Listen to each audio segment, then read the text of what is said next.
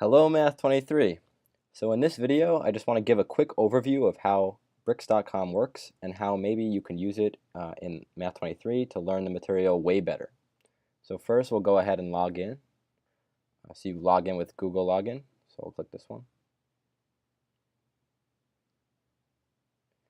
When you log in, you're presented with two sections. There's My Textbooks and Public Textbooks. A textbook on the website is quite different from a normal textbook. On the website, a textbook means a collection of modules.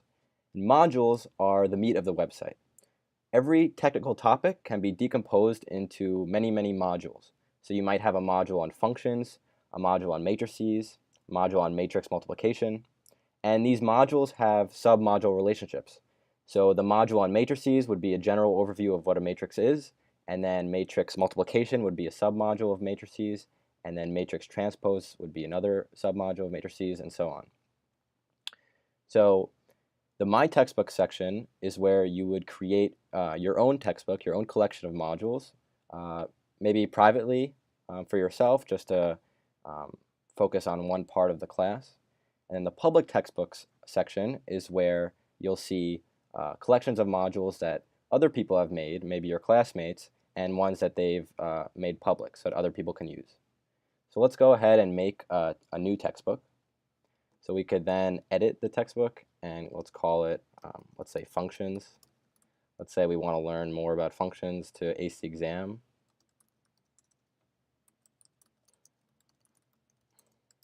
Let's say ace the midterm. Okay, and we'll keep it private for now. And now we can go ahead and open the textbook. And when you open the textbook, you're presented with a dashboard. This is where you could drag in the modules that you want to learn about. So for functions, let's go ahead and go to the top left and search for modules. And so we'll search for functions. And here we see the general module for functions, and we could just drag it right in. And then let's drag a few more in. Let's say function terminology, composition of functions, invertible functions. So each of these modules has a ton of information inside it. If you click on the module title, you'll be presented with the top explanation for that module. And so you can see here it's an explanation of functions. I just took this from Professor Bamberg's lecture notes. But each module can have multiple different explanations for that module. If you go here and you go to look at this main section, you can see that this is actually just one of 3 explanations for this module. And if you click this button, you can scroll through different explanations that people have made. And in this way, instead of being taught one explanation of a given topic, you can see multiple different approaches, and this really can solidify your understanding of the material. And let's say you really like a particular explanation, you could press this button and add it as a tab, and then maybe we like this one too, we'll add it as a tab. And now these are tabbed, and so when you reload your textbook, you can just quickly go to the tab that you like, or the explanation that you like. Now let's say you're reading through an explanation, and you think to yourself, hey, I could actually make this a lot better and maybe help another student along the way. Well, you could do that really easily. You just go to the explanation that you want to build on, and you press Build on Brick. And now you're in editor mode. So now you could just type and create your explanation. And this editor has a lot of different functionality. So first, if you highlight text, then you could bold, you could italic size, you could underline, you could make it code. You can add a quote if you want to inspire. You could add a list or a bulleted list. You could also add an image. So let's add this image. Whoa. So you could add a caption, like functions. Let's make it a little smaller. You could also add equations really easily. So let's say you want to add an inline equation. You just press Shift-4 or $, and now you're adding an inline equation. You press Enter, and you can just keep typing in line. If you want to add a block equation, you press Command-E, and then can type your block equation. Now, it's easy to forget LaTeX symbols. I know I do all the time. So if you just press Open MICD Editor, it'll open up this visual interface for creating LaTeX equations. And so this is really helpful when you're creating your explanations. So I know matrices are always hard to remember the syntax for, so let's add Plot.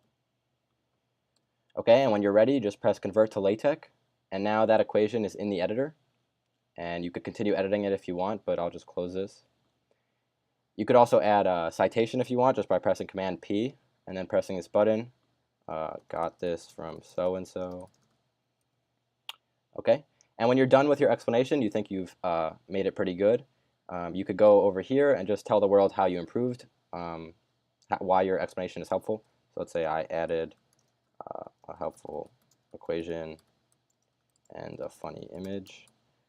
Okay, and then you press Submit. And now you've submitted your explanation, and so now that explanation is attached to this module. So anyone who has this module in their textbooks, they'll be able to see your explanation. And sure enough, if you go over here, you can see that we now have 4 explanations on this module, and there it is. So let's say we wanted to create a whole new module. Well, first we would have to find a suitable parent module, because every module on this website has a parent, except for the root, which is hidden. So let's say we want to create a module on periodic functions. Well, the natural parent is functions, so we'll go to that module. We'll click on this branching out icon, and then you're shown all the submodules of functions. So all of these submodules are already in the dashboard, that's why they're all black.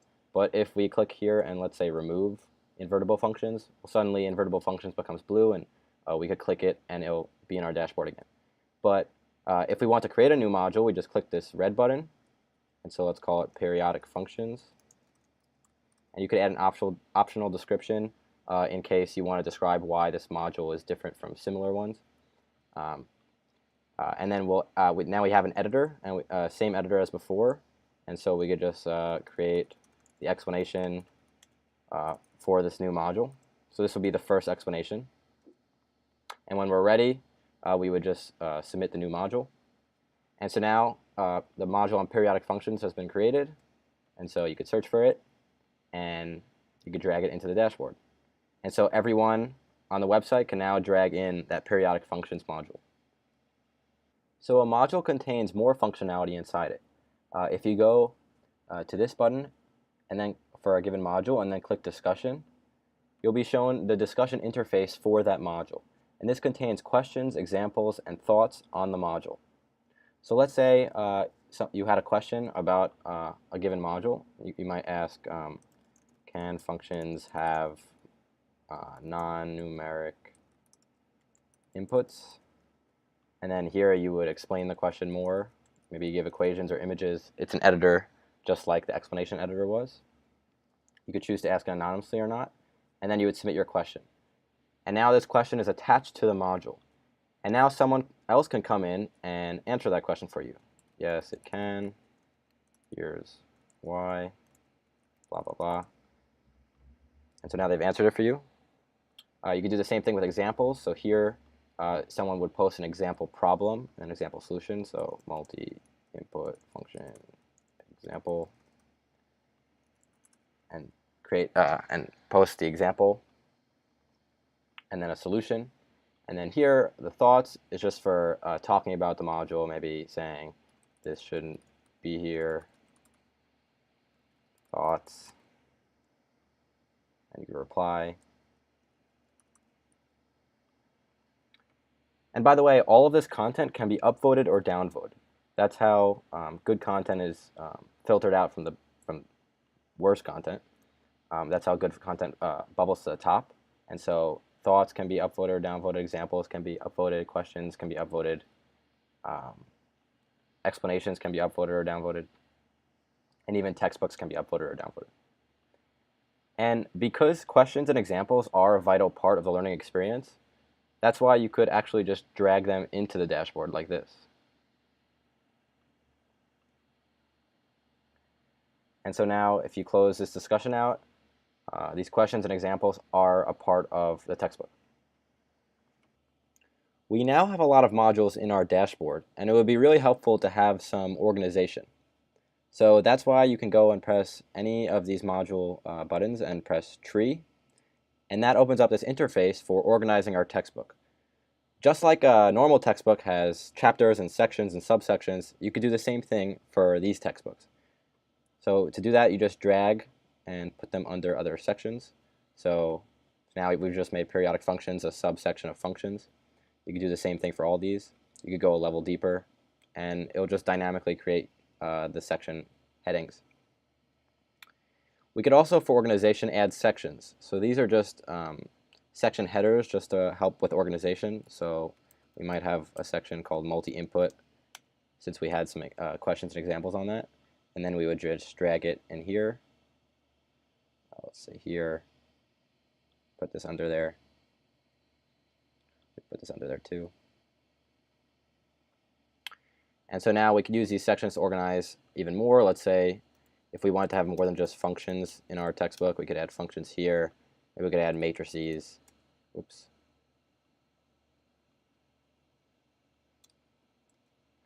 And then we would put matrices modules down there.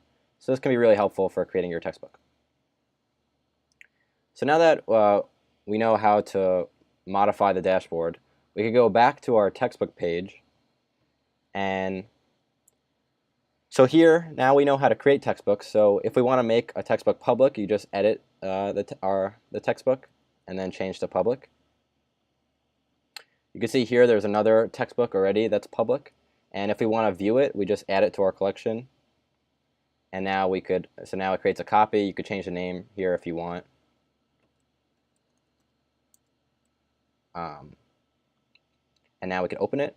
And that will open up and load in the textbook that other person created.